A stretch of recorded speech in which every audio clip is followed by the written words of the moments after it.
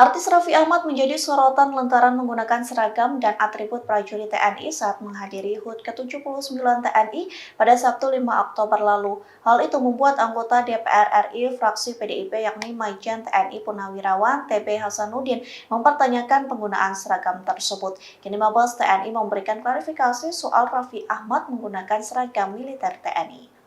Dikutip dari Tribunnews.com, klarifikasi itu disampaikan oleh Kapuspen TNI Majen Haryanto. Ia mengatakan penggunaan atribut dan seragam TNI oleh Raffi Ahmad tidak melanggar aturan dan ketentuan yang berlaku. Sementara Haryanto mengungkap tujuan Raffi menggunakan seragam militer itu.